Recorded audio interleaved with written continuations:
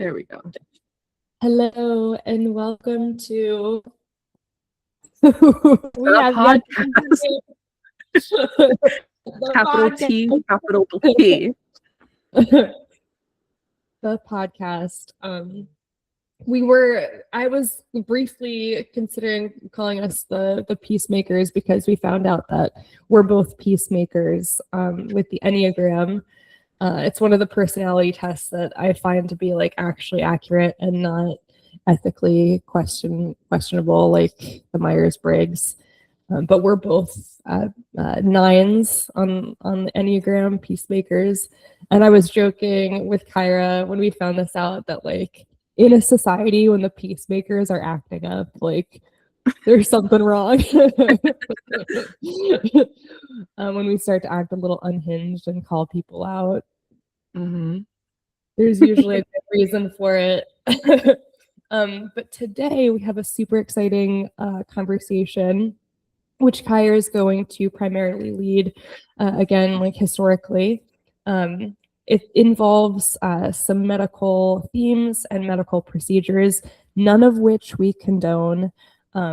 These can be translated in the manuscript directly using my lexicon methods, but none of them are necessarily tested. A lot of them are outdated medical procedures and themes, so we do not condone any of them. Just want to definitely preface that. We're going to be looking at 3 different sections a little later and how they relate to what Caira has found in her research. And I am so excited because I haven't heard all of this, and I'm going to be right there with the audience for some of this. Are you ready? Should we take it away? I sure am. Yay. All right. So this started a couple weeks ago, I think, when you posted your balsam resin article on Substack. The teeth care. Yeah. And there was and there was one word in it that I think phonetically translates to Tulene. And you found the Tulene balsam or resin that exists, but that wasn't discovered until I think the 18 or 1900s. So we knew it wasn't referencing it in that way, but contextually it's clear what's being talked about.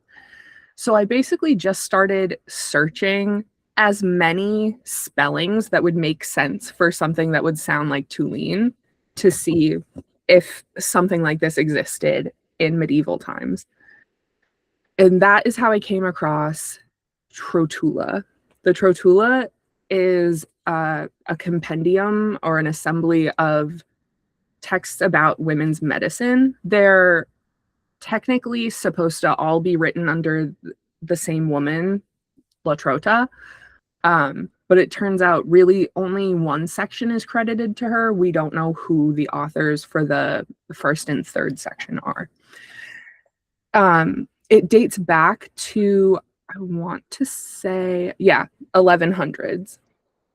And it's composed in the southern Italian port town of Salerno.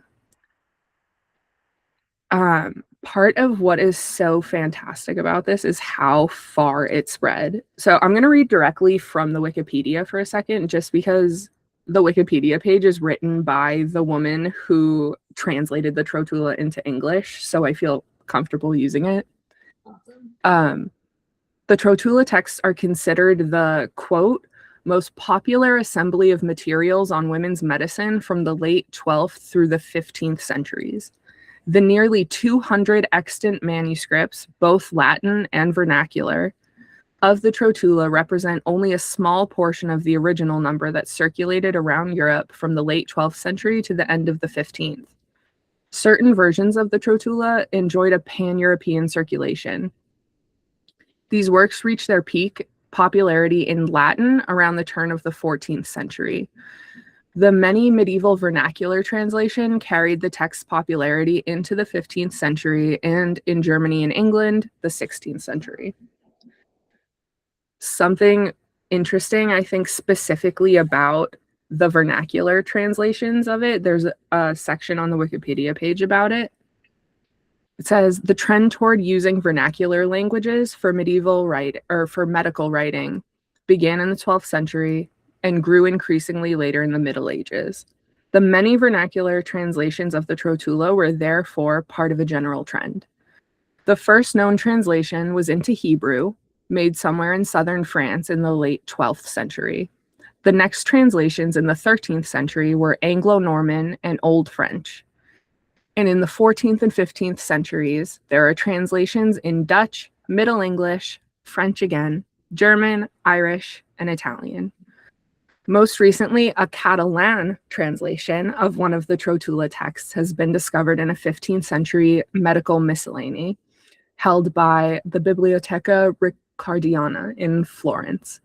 This fragmentary translation is most likely collated by the copyist, which is probably a surgeon making his own copy for his own use, with a Latin version highlighting the differences in language.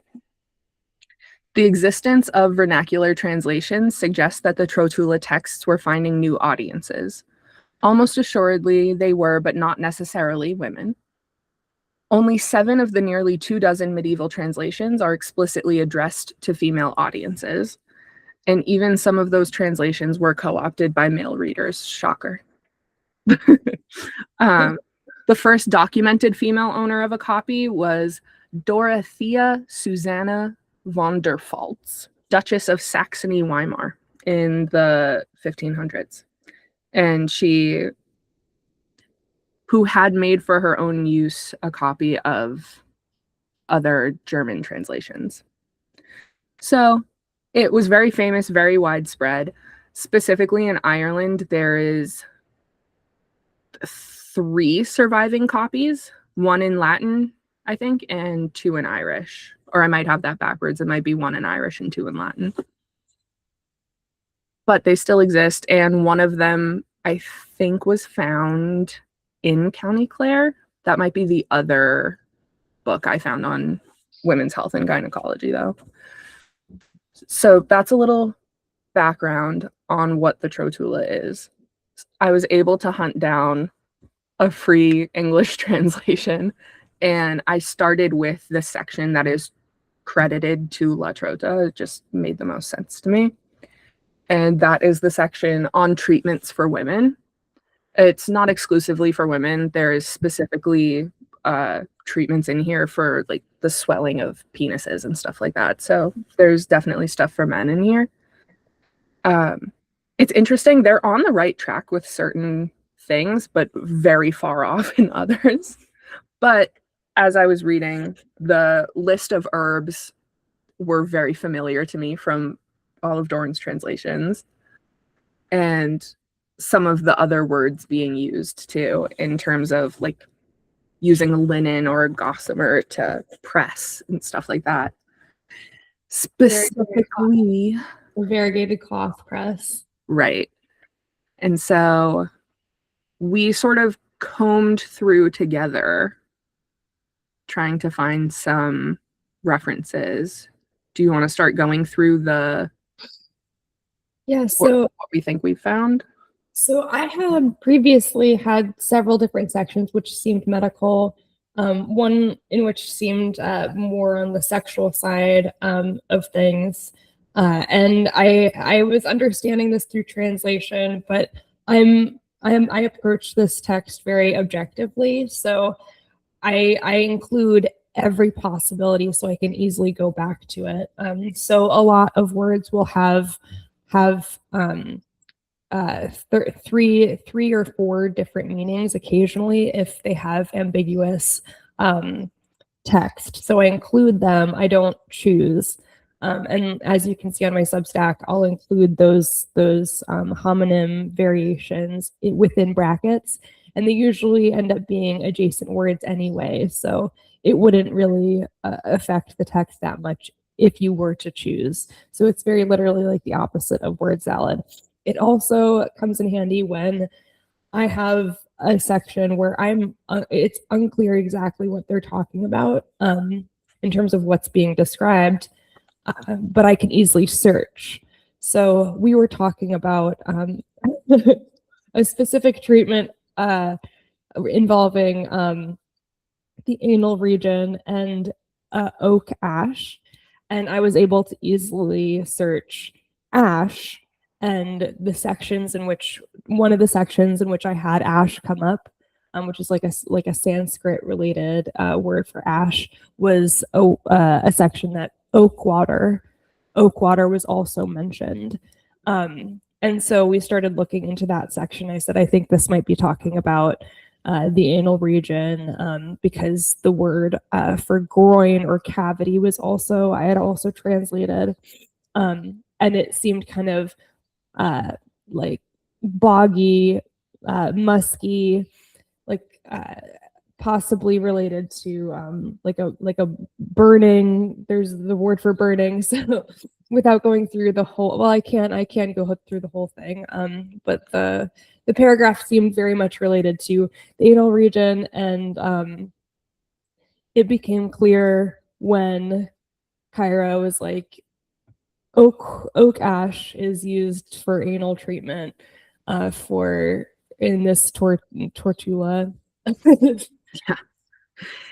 So I guess I'll go through a few of them just so people can sort of get a feeling for what it sounds like, because I feel like hopefully not it's almost written in a similar like rhythm as the manuscript, and it can be hard to understand the rhythm of the manuscript with all the homonyms.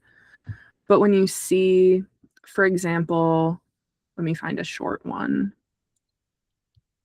So I can read off. This is what I read off to Caira before we looked fully into it. So what I had, this is including all of the homonyms for one of the starts of the paragraph on 100R. This is actually below a section which I've already translated, which is on my Substack.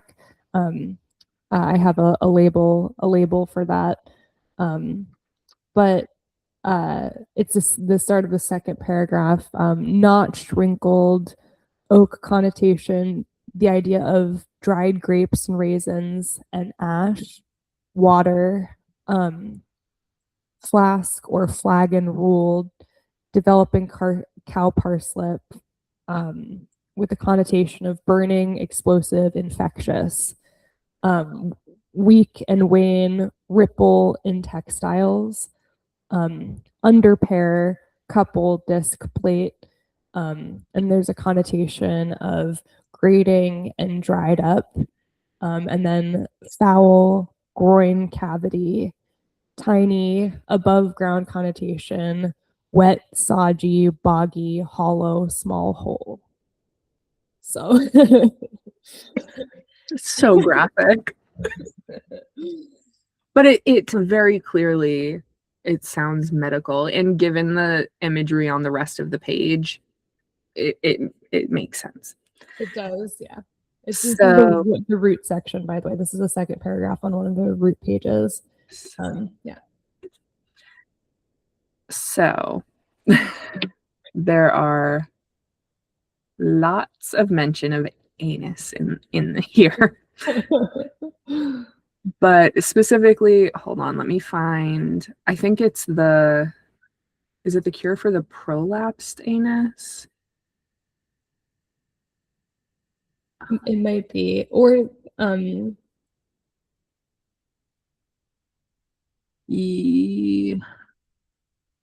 protrusion of the anus is an affliction common to men as well as women, and it causes blood to flow. In order to restrain the blood and replace the anus, we give aid in this manner. First, we should foment the patient with a decoction of wine, which could be referencing dried grapes, but it also could be referencing the anatomy. Oh, that's interesting. I never thought of that context. Because well, there's a word for alcohol. It's arduil, but this is ralduil. So it's some additional characters in there, but arduil on its own is alcohol, or like it basically translates as like flushing face water. Yeah, and so this is describing, we should foment the patient with a decoction of wine in which wormwood has been boiled. And with this decoction, we should foment the anus, which is basically just like coaxing it back into place. And then we smear it well all over with ink. So oak is used for ink. Right. Just to mention for the audience, oak is like the main ingredient for ink, and it was a large like export and trade Right. So of Ireland, because exactly it's like yes. oak is super prevalent in Ireland because of the amount of oak trees, and yeah. And then after having made ashes from willow and its root and the spine of any sort of salty fish, we sprinkle them over the anus and replace the anus with a linen cloth. Let this be done 3 days, twice a day, and they'll be healed. There are also others in whom the anus does not come out, rather, they suffer intense pain, and we give aid in such a manner. We pulverize aloe and mix it with warm wine. While it's still lukewarm, dip linen or wool or cotton in it and place it in the anus. This diminishes the pain and takes away the swelling of the anus. And just for context, we have aloe mentioned in several different sections, but also near that section as well in the root section. You see which page?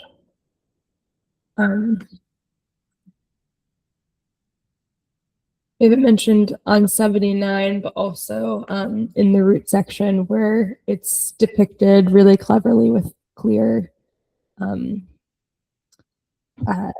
like a clear aloe ring. This is on 89B. Just to point out like the actual physical aloe that is depicted in the manuscript, the 89B one. So that is one of the, I'm trying to see if there's any other anal remedies that I missed. Hold on.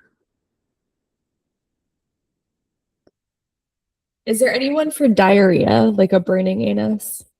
Let me see. that's just from the word that has a connotation of explosive and burning. Hold on. I wonder what flux meant at the time. And the idea of ripple. I will also mention that the rapes could be describing balls or like Right. balls. And there are several other cures in here or treatments for other wounds on the penis, like lesions, pustules, stuff like that. So it could be sort of encapsulating all of that into one thing. Yeah. On flux from a lesion. What is flux? Is that like reflux? No. What did flux mean in medieval times? Oh, a pathological flowing of blood. Ugh. Or diarrhea. Awesome. So there's this word that I think is used for blood, which is like a red mud. Oh. And it's mentioned in several sections. Let me just see. Red. Some of the other treatments in here reference a red clay. I wonder if maybe it's talking about that. It's called reddish mud or bogmire muck dirt, reddish bog water. It's actually mentioned in that section. Hold on. I might have just found something. Okay, so flux is basically just an abnormal excessive discharge of bodily fluids. So it could be blood, diarrhea, excessive vomiting, sweating, anything like that. I just had a thought that I wanted to voice just before I forget it. Could it be that someone in Ireland, in a coastal town, wanted to copy a Trotula in their own way and sort of make a version of it? Absolutely. I mean, it's the manuscript kind of feels just like a mishmash of notes on various subjects, really.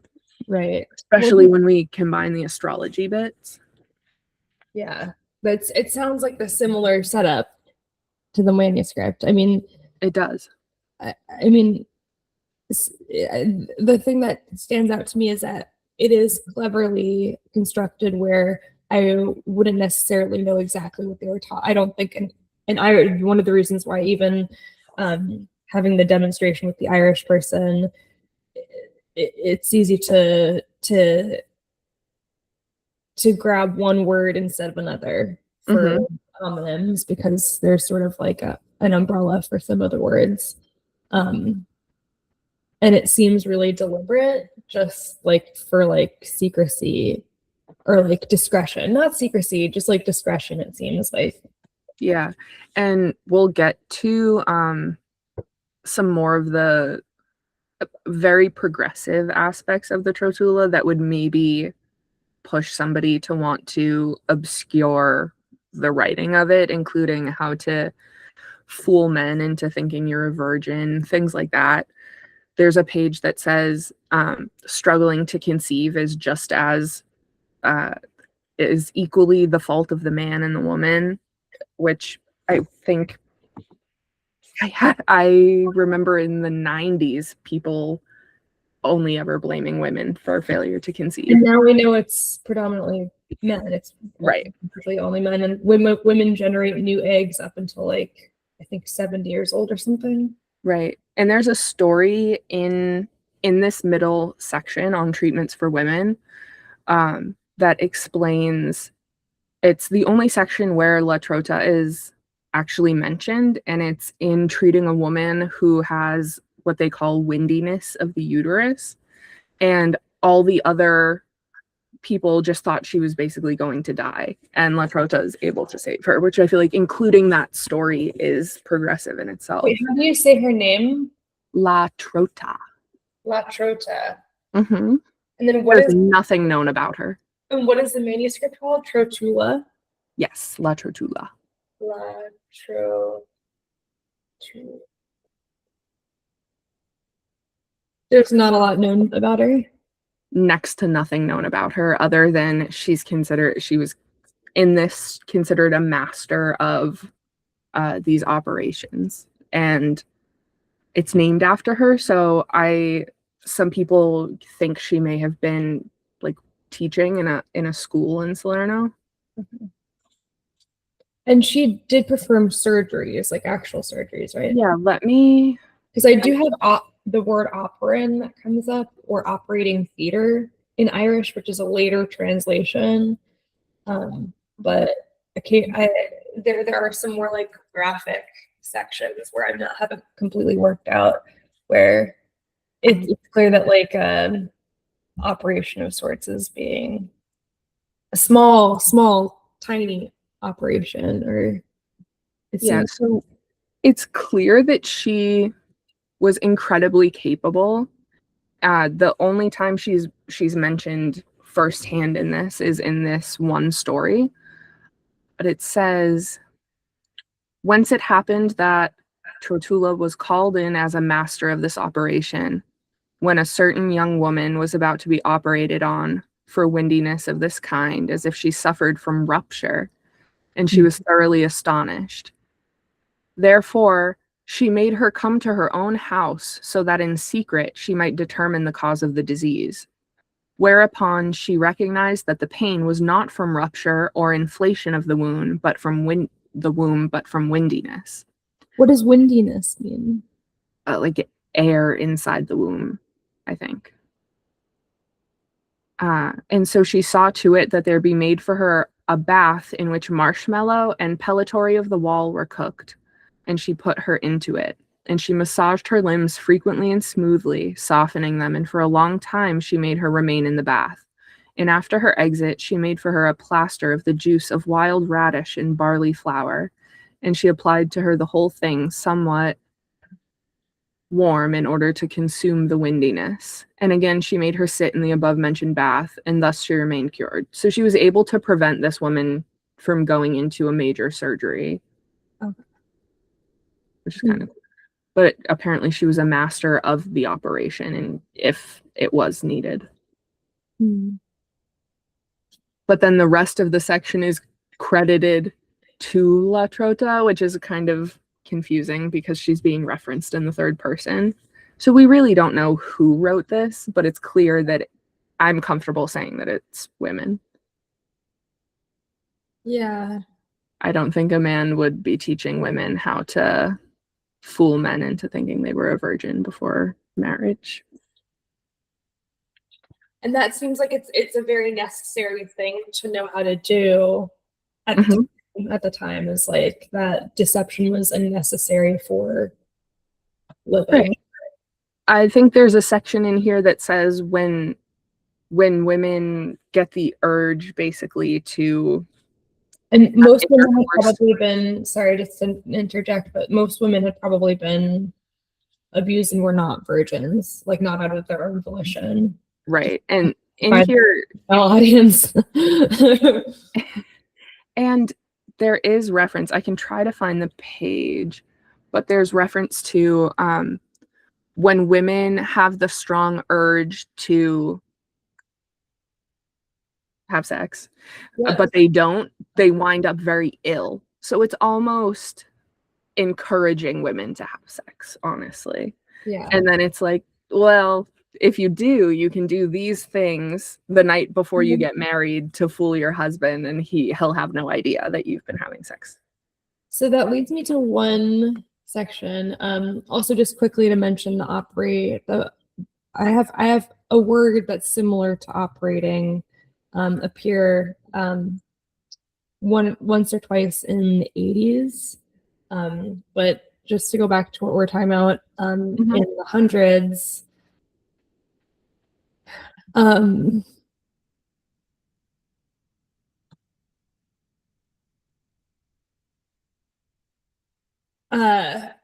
what I have described is what the sort of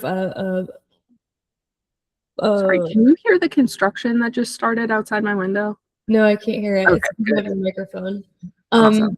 But this section I don't have entirely finished, but it does seem as though it's describing self-pleasuring ways. Yeah. It doesn't say anything about getting sick, but it does either talk about self-pleasuring or specifically de-virginizing. Yes. Intentionally de-virginizing. Or as you said something about keeping something in there to make it seem like you or the hymen is breaking. Oh, yes. Hold on. I'll read it to you. It's about leeches. Very fun.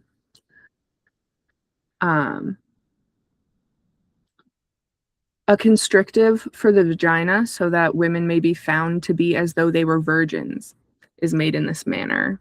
It may be that some of these constrictives were only meant to tighten the vagina to enhance the friction of vaginal intercourse, not necessarily to produce a fake blood flow. But there are alternate recipes that include the use of leeches the night before to sort of create a little bit of blood, and that it would form a little clot so that when the act was happening, there would be evidence. Okay. They also use leeches to remove redness from the face. Okay. So I don't know if I have leeches here, but the specifically in the hundreds, one of the paragraphs I have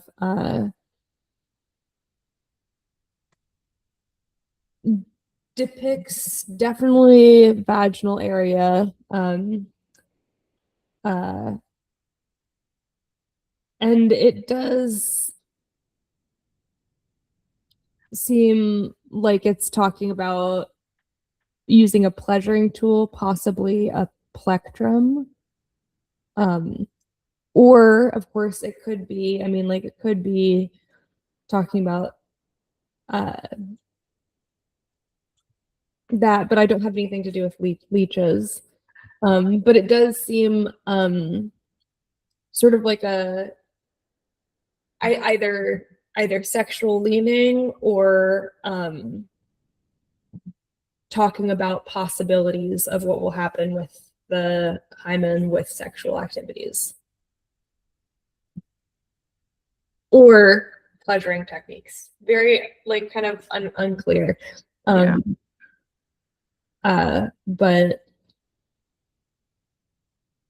very fascinating. It is very fascinating. Do we want to talk about the for me, the 50R?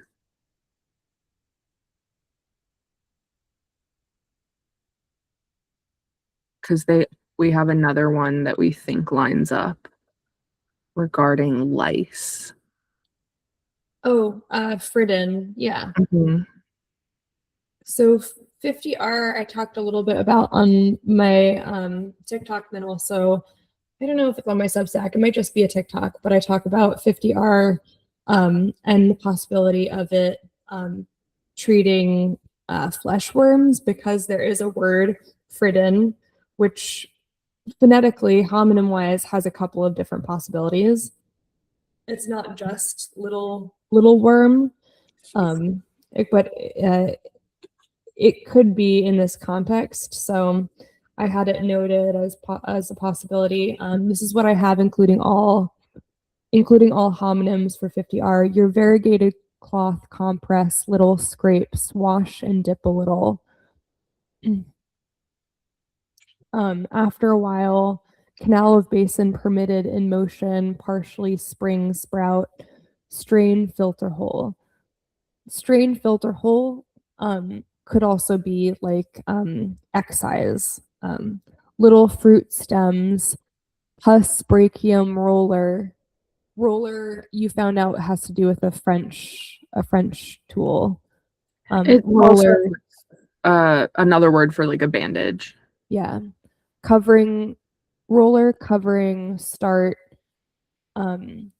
river water, new life, animation, source, spring, track, trace, little maiden tube, under tube, little road path, under backwards, penetrating streak direction, long object sweating, a little bare smooth underbeard, or under barb.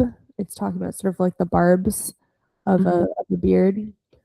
Solid at new roller, while or pipe water, press become tainted, scalp, tail of deer, under backwards in the reverse direction, bound new tip. So at first I thought this might be talking about like pigment with a painting tool, but the beginning of it was just too clearly medical, talking about compressing little scrapes. Yeah. So let me see, Friden. So the word that overlaps with Friden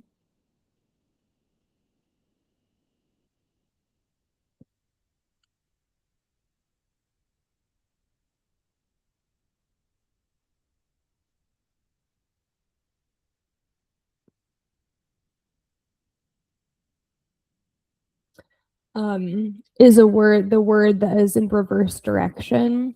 But there's overlap in the sense that it could be both. I can also pull up my screen to show you. It's the word for barb, like part of your beard, like hair, like kind of like the frisk, but it also is like a thorn. So it could be the feeling involved there of the flesh worm or mite. So Frid, Frid in Irish is flesh worm or mite, Frid. And then if you add the in, that means like little, like extra tiny flesh worm.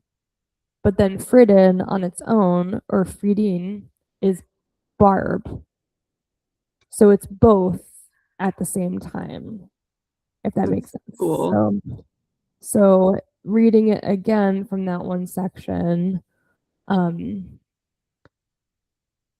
Little maiden tube under little tube, little road path under backwards, penetrating streak direction, long object sweating, little bear smoothing under mites, solid, a new roller, while or pipe water, press, become tainted. Sounds like they're using multiple rollers. Yeah. Backwards in the reverse direction, bound new tip. I wonder if they're talking about like crabs or something like flesh scabies, maybe Right. of the So I under region. Yeah. I have a few that I think could fit.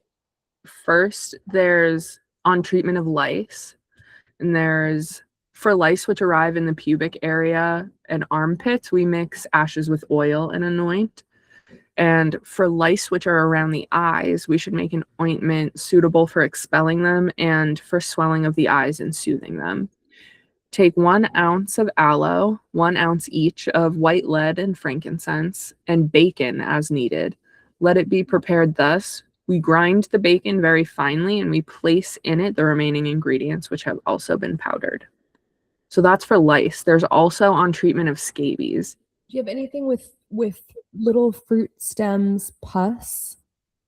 So this one involves liquid. This one has, so for scabies of the hips and other parts, a very good ointment. Take elecampane, which is like a little yellow flower that kind of looks like a dandelion. Vinegar, quicksilver, which is mercury, I believe. As much oil as you like, and animal grease.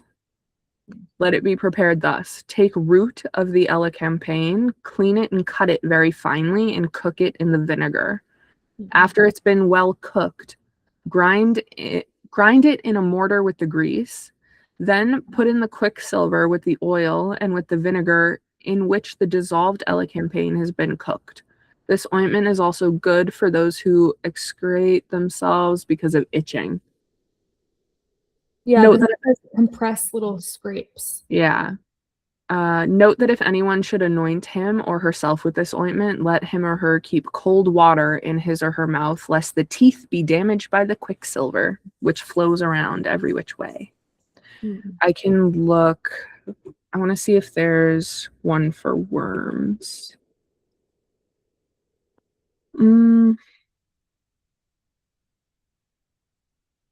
Worms in infants. Ooh.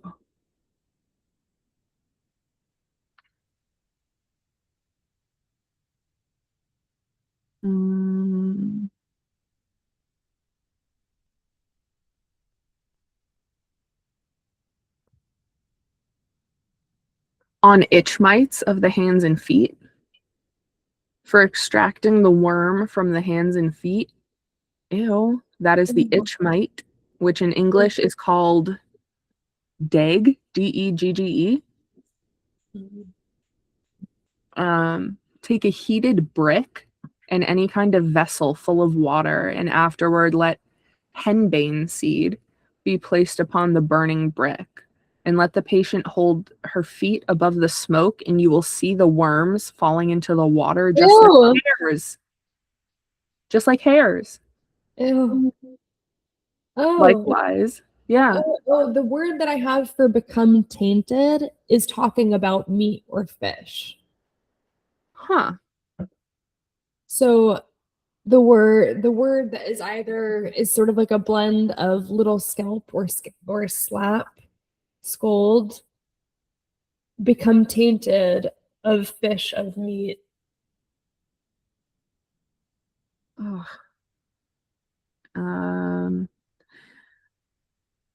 So each treatment, there's sometimes like different recipes. So I'm just trying to see what could line up.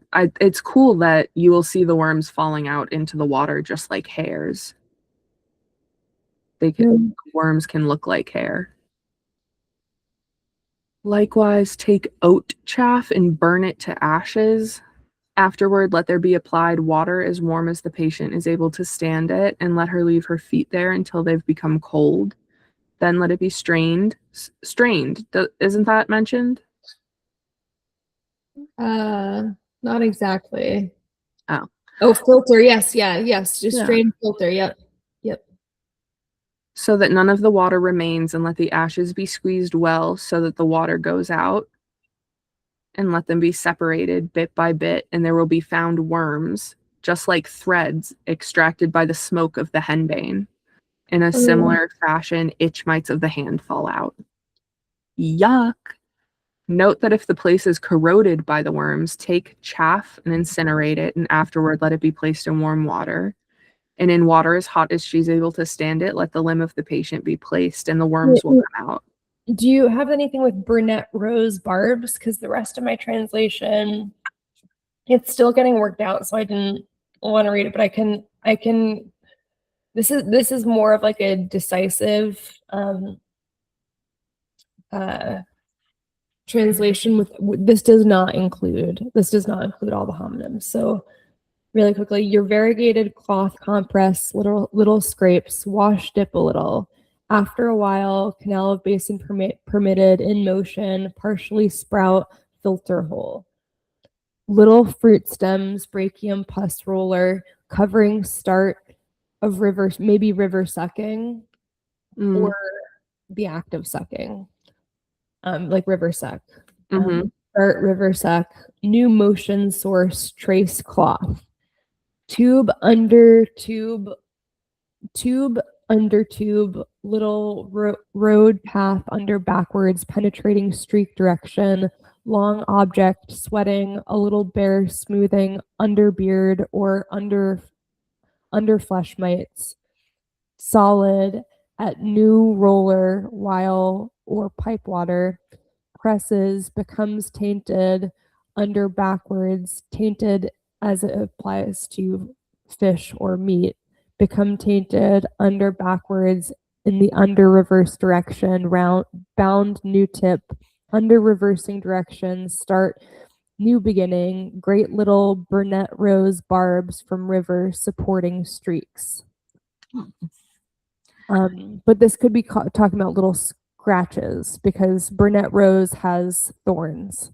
Right. From river supporting streaks, reading water, little short interval, approaching quick when potato apple bulb, fine boil, rendering barbs sticky, pure, little brew.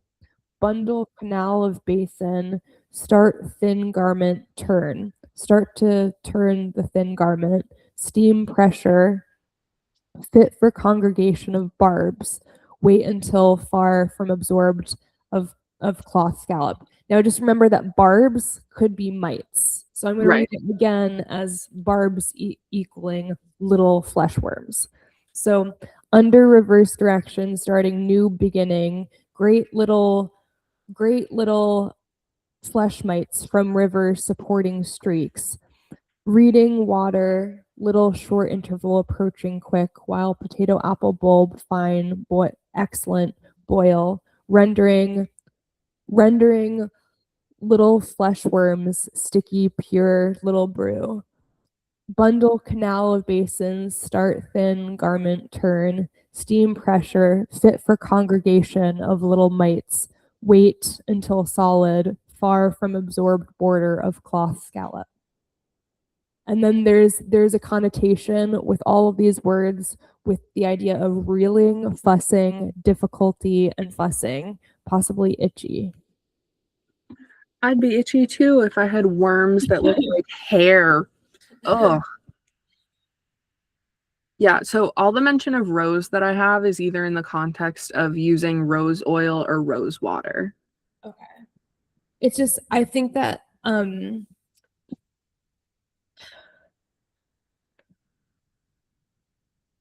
brunette rose, would they help? It's just weird that there's the barbs and but also barbs make it sound like the flesh worms are in the nether regions. Like, yeah. Or in the beard. Could this be in the beard? Flesh worms in the beard? It could be. I imagine worms were probably a very common issue. Or barbs could be just like how it feels, like prickly. Ugh. Yeah. Horrible. Because there are overlaps with the teeth section where it's what's being described as the feeling is also what's being described as like what it is. Mm-hmm. So Fridin, Fridin, like, or Fridine. It would be talking about little flesh worms biting or like making a barb sensation. I don't know if that It's rough. sticky pure little brew. Sticky pure little brew on top of flesh worms makes sense in my mind. Totally. Yeah. And also changing directions and having them all congregate to one area because they all want to go. This Mm-hmm. also could be in terms of flesh worms of the plant. Like when I would take care of plants in Los Angeles, when I had more of a green thumb. Here I can't keep anything alive because it's so everything is so moisture ridden. But my friend does this too, where it's like if you have mites in your plant, you put like, I don't know, it's the same thing with flies. You'll put like apple vinegar and then cover it with a seal, and then all the flies will go to it and then die. Mm-hmm. Like a congregation of mites. This could also be for plant care, not necessarily congregation of flesh mites, although it really does specify in the translation, like in Tenglan, it doesn't just say mites, it says flesh mites or flesh worms. But I mean, given all of the layered meaning and compression, it could be talking about two things at once. Exactly, like plant protection and luring mites congregation, and then like, yeah. Do you want to move? Yeah. Can you go over? I know you already published it, but can you go over the dental excerpt about the resin? Because I have a lot of for bad breath, for gout of the mouth, for black teeth, for fissures of the lips, for loosening of the teeth.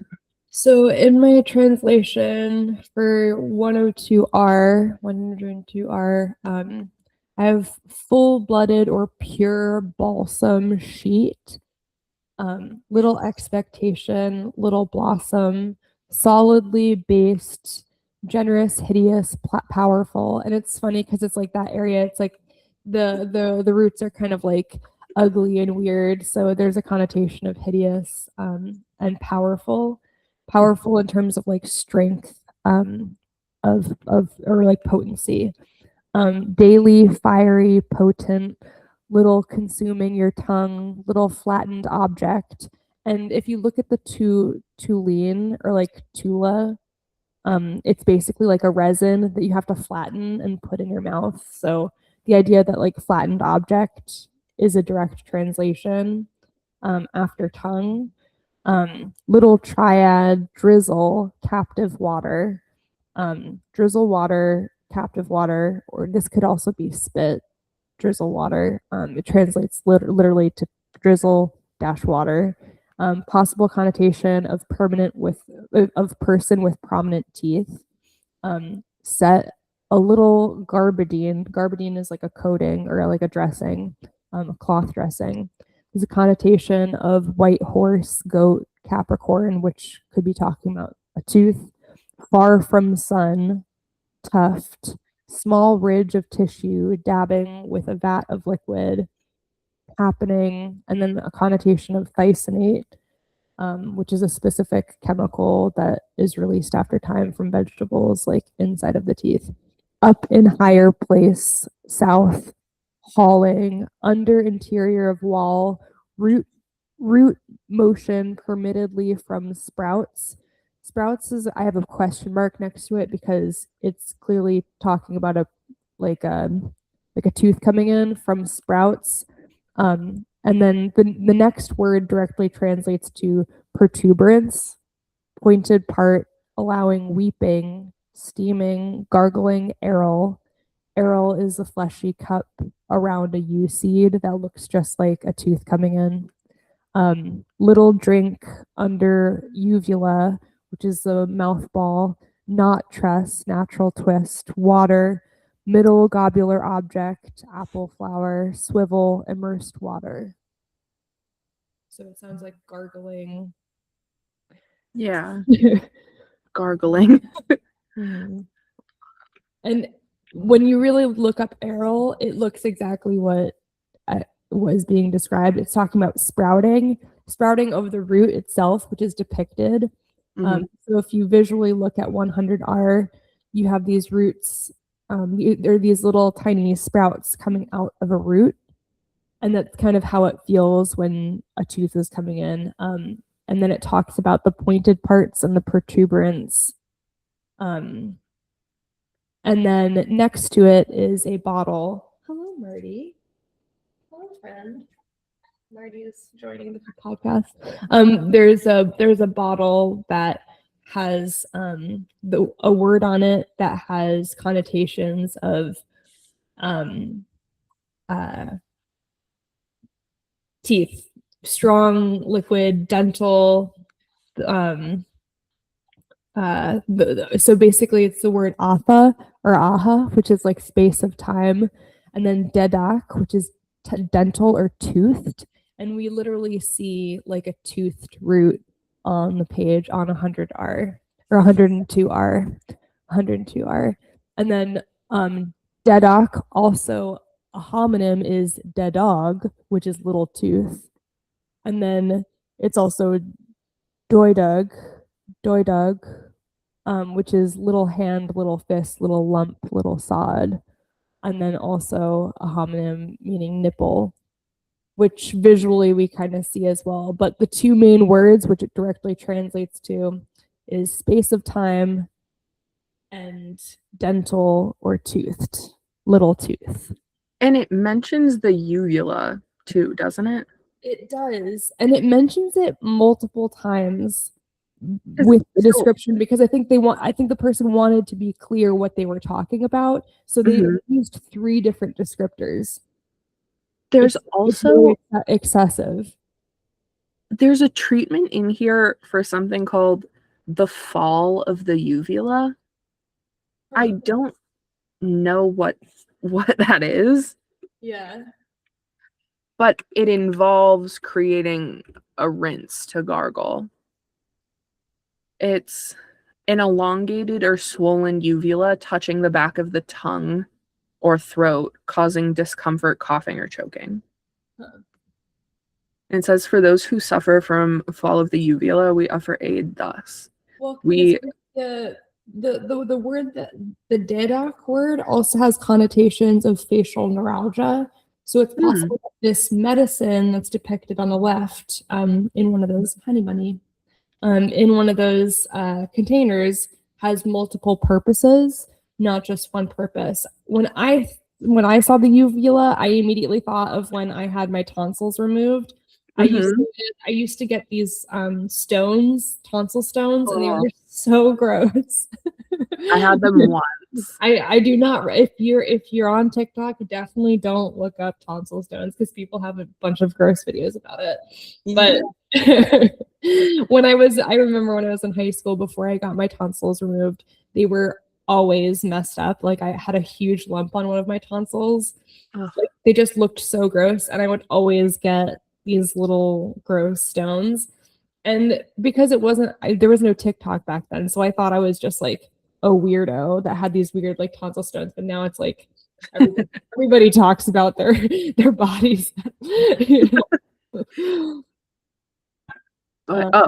So for the fall of the uvula, the treatment is we cook a powder of ginger, pellitory, and cinnamon in wine, and we make them gargle, and then we apply a powder to the affected area.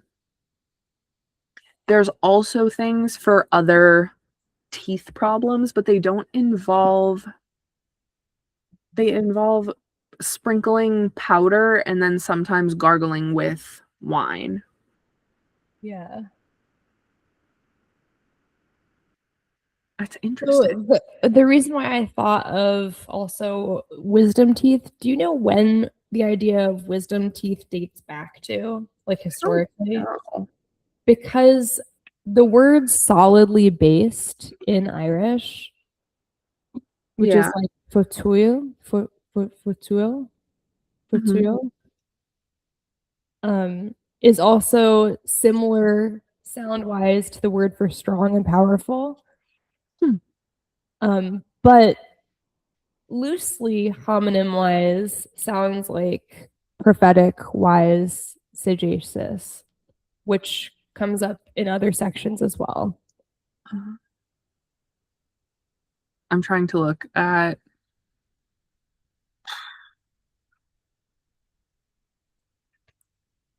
it looks like in the Middle Ages, wisdom teeth were recognized as late erupting teeth, often causing pain, commonly blamed on the tooth worm or seen as a test of endurance. Not the tooth worm. Treatment was usually limited to managing infection or, when necessary, brutal extraction by barber surgeons using early tools. Now I'm thinking of the whole section with the stinky potato apple hellebore. You know what I'm talking. I have a lot of treatments that involve hellebore on here. I mean, worm comes up in so many different sections. Yeah, there's so much. Vegan. There's an appendix in in this translation that I haven't gone through yet that is like the names and components of different medications used. Hmm. Hold on. It's weird because how are medications named now? I feel like we're so far from like Let me go to the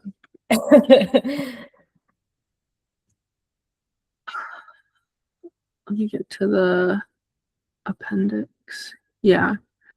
Compound medicines employed in the Trotula ensemble.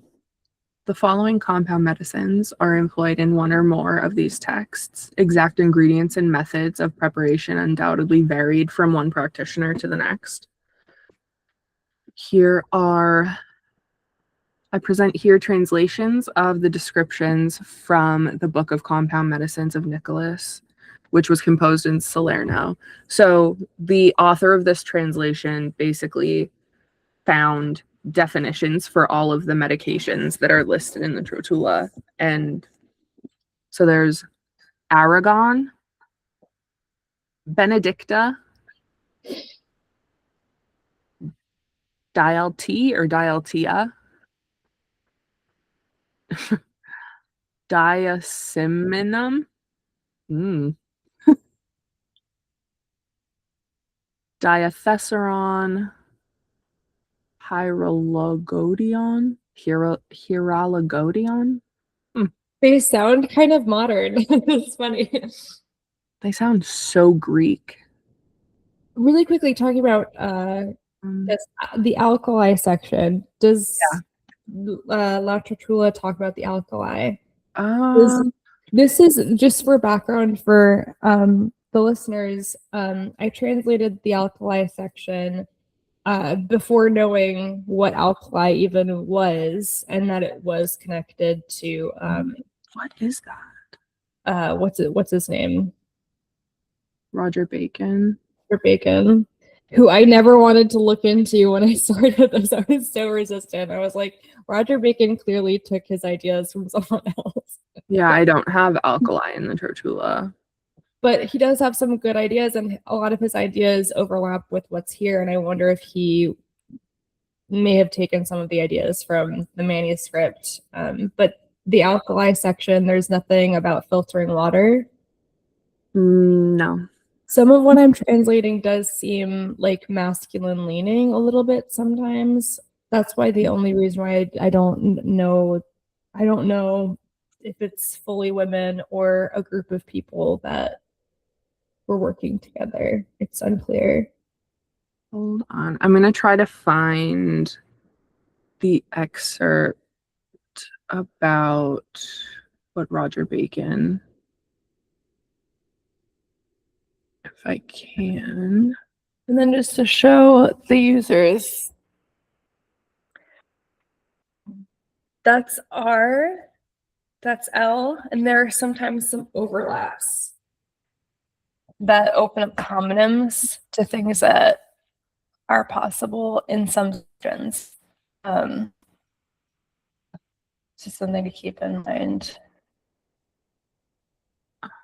Here we go. And M as well. We have that with kidney stones. Did we want to talk about kidney stones on 71 or possible kidney stones? Let me get that page. Where was that?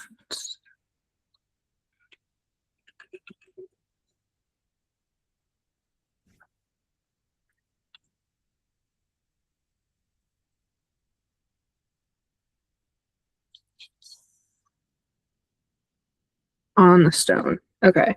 Sassafrage. Yes. So there's one slight overlap on 71R linguistically between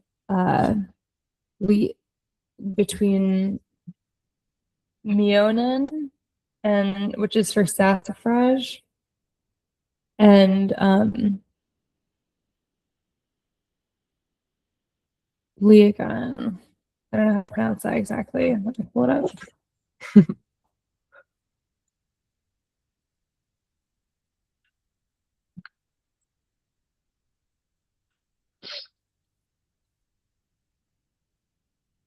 Yeah, Leogan is a stone or standing stone, a monolith. Or trowel, blade of propeller. That's cool. And then Mianen is sassafras, which is used for Kidney stones. kidney stones. Do you want me to read the treatment? Yes. So this one has 2 treatments. The first one's pretty short. Likewise, for the stone, we cook saxifrage in water, which we give in a drink to those suffering from the stone. And if they desire wine with water of this kind, we dilute it for 4 or 5 days, either twice or 3 times a day. It should be noted the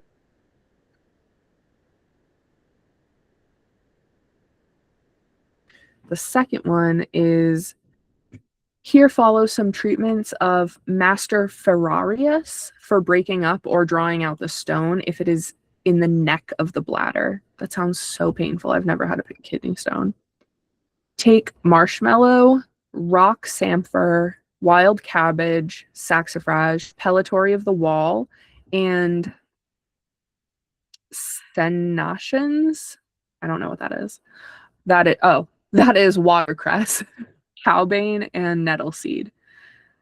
Cook these in a liquor of which a third is wine, a third oil, a quarter seawater. With this decoction, we should ferment well, drawing those herbs, especially around the parts. With this treatment, Master Ferrari stone in the bladder, which after a long fomentation he'd extracted by sucking through an opening made around the perineum. Oh, this is in the same section with the snake referenced. Oh, cool. So the words around the circle coincide with this. Let me just reunite, acknowledge, refill, replenish, remelt, refine, replant, transplant, plant out, sassafrage, and then starting up, back up the larger circle, starting back up the circle. So mention again, reiterate, onset, rejuvenation, honored old warrior, Old Warrior comes up in different sections as well, that word. Honor, confession, profession, acknowledge. Then on the other page, adornment, dress, apparel, long, slender knife. This is the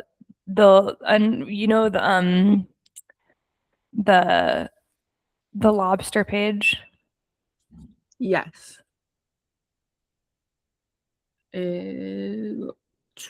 I don't have a page number. The idea of trace, but like in biology, like a leaf trace. And then just I'll just keep it to the inner circles from 71R, which is also where beetle is referenced, which is that climbing plant of the East Indies. The idea of visual connotations: a wool green, an obelisk, oriole, Orion, or connotation of Orion. Oriole is the idea of a small room forming a projection, a room or building in the form of a large bay window. But it's more closely linked to obelisk, like, or wool green. There's just visual connotations, and then this does not seem like an instructional, so to speak, but just ideas of what a plant or a stone can do. So the snake stone is mentioned. Oh yeah. The French snake stone. There's mention of a stone in here too. Hold on, in a different context.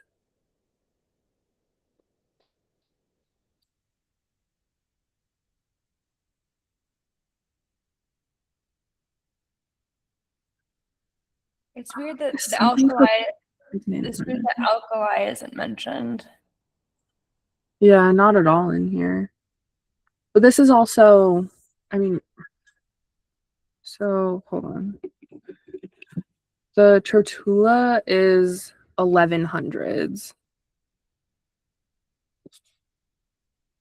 But do you think that I think that this person might have had their own thing going. They might not have been copying from Trotula. Right. I'm just trying to think about like when alkali stuff started being known. Like, I wonder if that was known when Roger Bacon took it from this because of the time difference for Roger Bacon. Roger Bacon did a whole thing on alkali.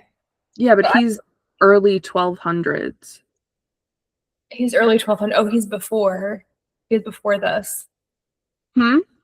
So he was before this. He's like 100 years after the Trotula. He's before the manuscript. Yes. Yeah. His life is like 1220 to 1292. Okay. But I can find what he said about the alkali. Because that is like one of the most straightforward, as little overlap as possible with the occupation. Let me find. This is all about his. Is it in the Philosopher's Egg section that he talks about it? I have read nothing by Roger Bacon. I'm so uninformed. I refused to look at anything. Yeah.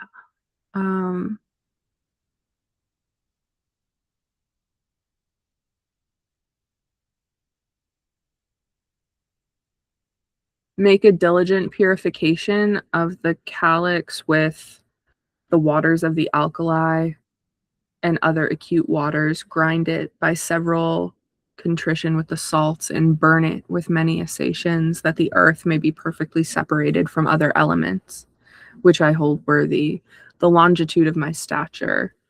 Understand it if you can, for without a doubt there will be a composition of elements. He's so smug.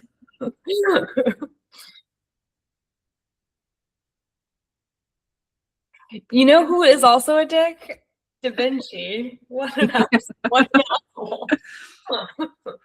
Have I read to the people his philosophy on obscuring knowledge? No, but you should. I definitely should. He used to write in mirrors, right? Think so. He His own ownership of his ideas. Yeah, he like codified the equation for gunpowder, I want to say. Let me find the best bit. Because he talks a lot about Socrates and Aristotle and blah blah blah blah blah. For that which all men, which wise and the more noted men affirm is truth, that therefore which is held by the multitude as a multitude must be false. I mean, of that multitude which is distinct from knowing men.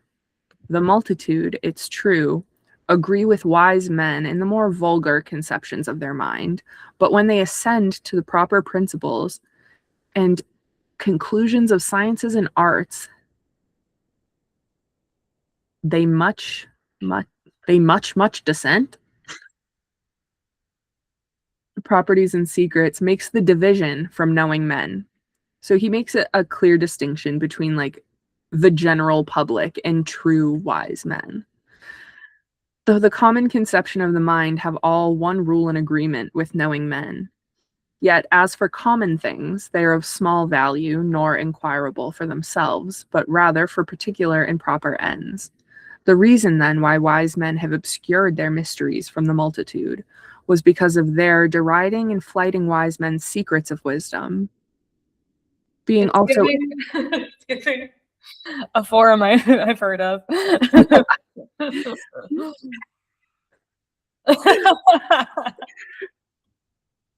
Oh, it makes me sad, kind of. I feel bad. It's like so delusional. For if an accident help them to the knowledge of a worthy mystery, they wrest and abuse it to the manifold inconvenience of persons and communities. He's the not discreet who writes in secrets, unless he conceal it from the vulgar, and make it the more intelligent pay some labor and sweat before they understand it. Has been a true evolution, though, if you really think about it, because the vulgarist communication exists on these forums that are, you know, communicating in secret. And then, I mean,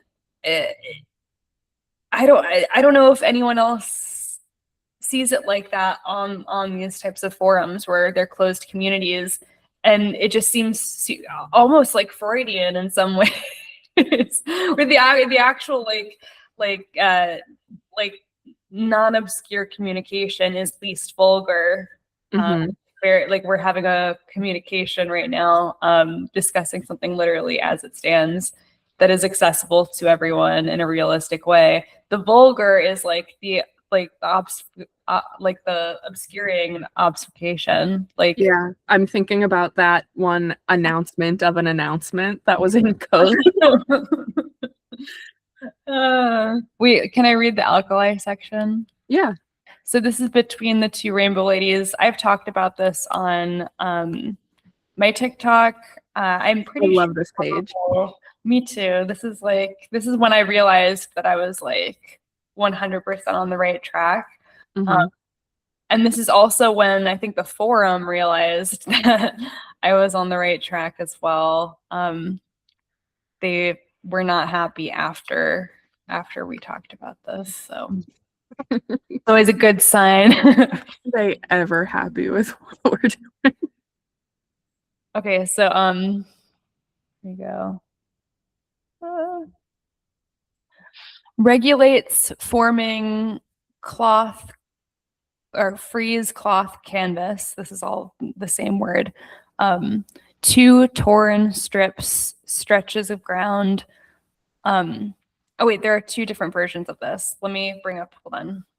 There's the small, so this is really cool because I didn't realize this until after, but there are 2 different descriptions in the same in the same little paragraph. Hold on, you just froze for a second. What'd you say?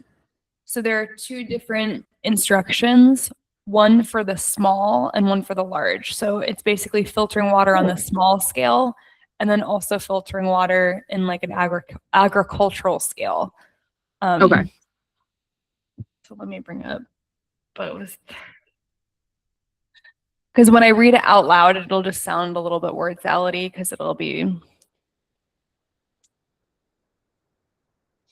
all the homonyms. Well, they're really just two for this one, which is super cool because it's very clearly just like two different sets of instructions. It's gonna take me just a second to find it. This is way back.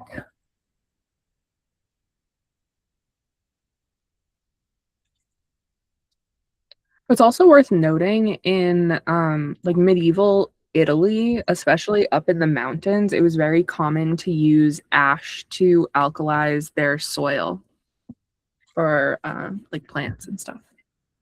And I do think some of the small strips of cloth that they're talking about might be referring to the white-headed hagfish using the actual body to filter. That's cool. But I'm not entirely sure about that. But yeah, here are the two different possibilities. One is bringing together form two small strips from cloth by tearing clothes sieves, drink bursts out of little sucking thing. That's on the small scale. Now the word for the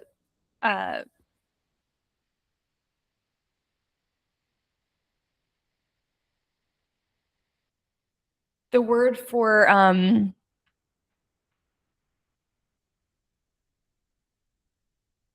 strips of cloth can also read as two layers of small ground, like from the earth. So the second reading would be on a larger scale, bringing together two layers instead of cloth. The word for cloth and layer are the same. It's the same exact word. So this is just a different reading of it. Bringing together two layers, stretch of ground, loy from reed, nourish, blast from sucking little thing. So this is like filtration of the water on a larger scale. And then the paragraph underneath, there's a two words in between reads cockboats from trenching. It's metaphorical. And then the paragraph under the image is there are two different possible readings. Narrow water extract from dig out, whitish, referring to hagfish possibly, slay, put out under stretch of ground, small sinew brewed into element water to pour out from its path, small loop enclosed, what's overflowing trough. And then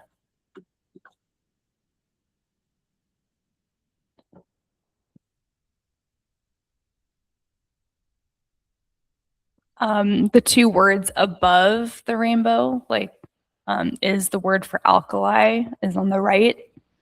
Mm-hmm. And then the word for rothai, which is for cycle. Alkali cycle. And then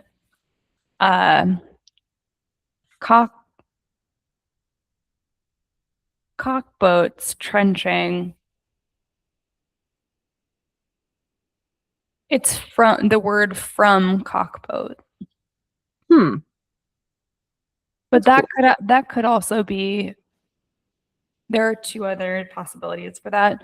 I just thought that like visually is what it looks like. Cockboats trenching. Diagok is pretty direct as well.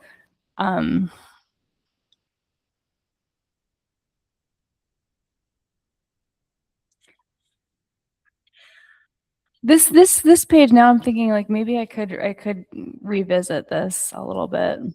This is fun. I love when we revisit pages that you've gone over before because you are so much better with the language now. This was pretty old, yes. I just came. This is super random, but isn't there a maybe on the barrel page referring to like a very light green. So cockboats is also similar to the first part of the word is similar to remove or pick off. Skuk. Skuk. Skuk. Old.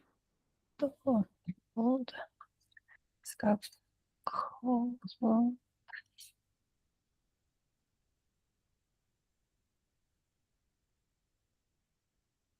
Sorry, what did you say? It's off topic, but I think on the barrel page, isn't there a word for like very light green? Yes. It's like a wool pale green. This is so random. I was trying to find other medieval sources talking about like the alkali system, and I came across something called forest glass. It's a green glass that's made using soda ash, which is alkali ash. And it's like a very pale green color. Huh. I wonder if that has to do with the reader section. It's characterized by a variety of greenish yellow colors. Okay. The earlier products often being of crude design and poor quality, and was used mainly for everyday vessels and increasingly for ecclesiastical stained glass windows. Well, that would make sense for the bay window, like loose. That was a loose reference. That was like a loose connotation. Homonym wise. I was just looking for alkali stuff, and it says that. That's so cool. It does seem like there's filtration happening with the alkali section. I think cockboats trenched. I need to revisit that one little section. But the word for whitish does appear in that section. I wonder if even, I mean, like they were paying rent with eels. So yeah, whitish appearing in an eel context makes perfect sense to me, especially with those tubes.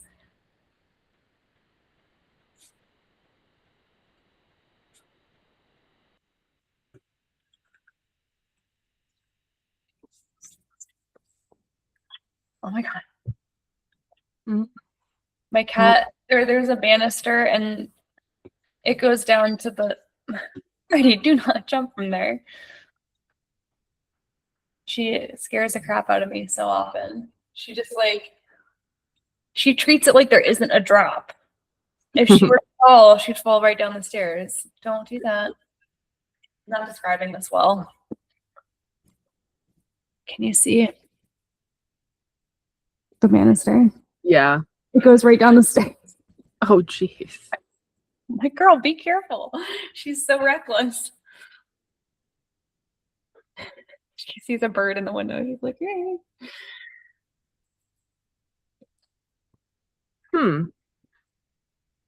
There are natural key sources of alkaline water. Include spring water flowing over limestone. Well, limestone is all over the burn. Natural alkaline fens and peatlands and historically significant mineral-rich sources. Very cool. I'm gonna have to look more.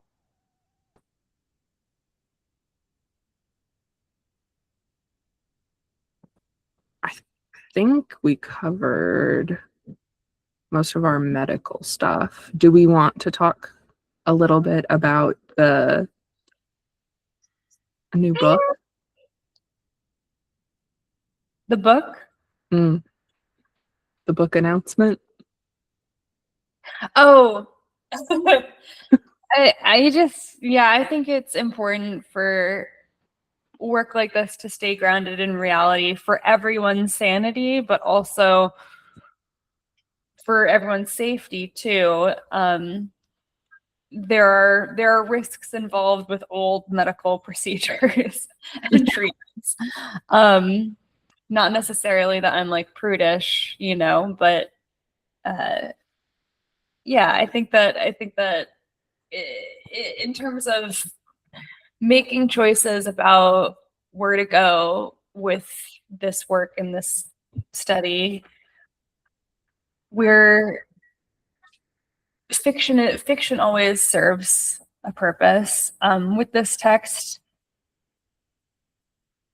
questionable. I don't know.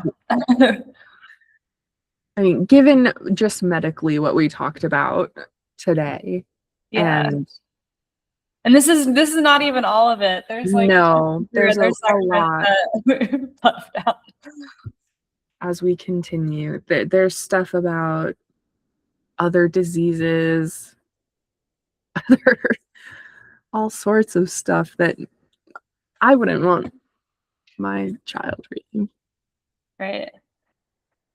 And the idea of like going on an adventure is awesome and interesting, but it again serves sort of this individualism that I think we're moving away from collectively in terms of like finding community and making change in the world. The idea of, you know,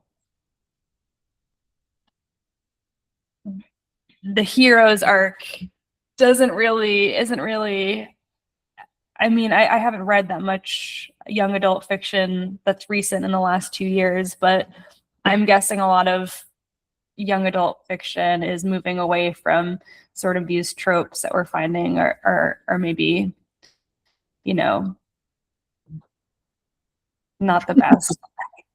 Yeah. I know what you mean. I agree. And I would love to know the thought process behind the decision and the Yes, I think I'm a little bit too judgmental because I haven't read anything. I've read a lot, but I haven't read anything of what she's written. So we'll see. We'll read it when it comes out. yeah. And see what it's all about. I also don't know. When there's a lack of communication, when there's a lack of dialogue, there's a lot of question marks. Mm-hmm. Not always the best. Sometimes it's good to address things. I don't know. We're just doing our thing, you know. Two girls on our own adventure. We are on our own adventure, but we invite other people in. There are also so many corrections that can be made. Like I just corrected myself on something that I translated like way back. There are corrections that can be made. I've definitely opened this up to the Irish community as much as I can.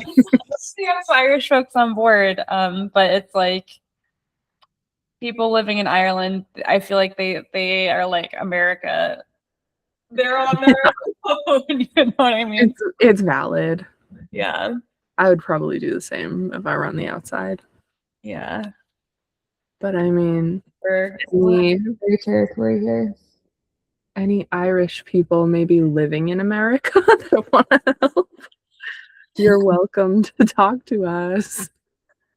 Yeah. I have a friend of a friend who I'm friends with several expats that are in the grad program at Yale.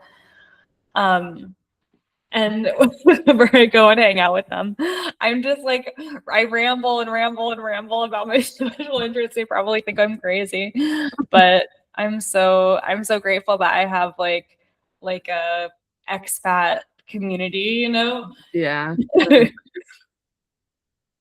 But yeah. My little one just started wailing at the door. Oh, they're home. I just heard the door and then I heard, Ma. Aww. We'll go off and hear about her adventure that she went on. I think they may have brought me a donut home. Donut. All right.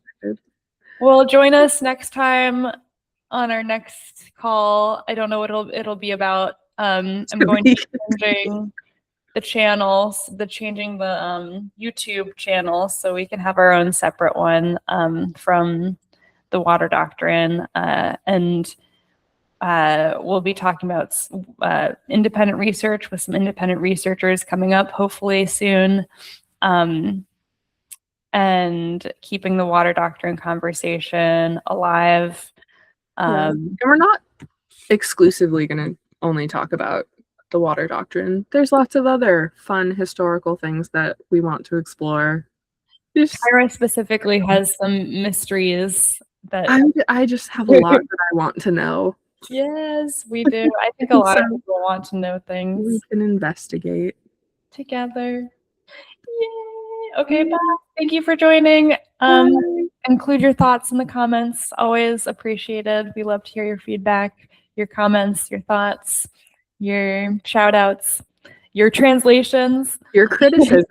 We're happy with anything. It's fine. Let us know. All right. Bye.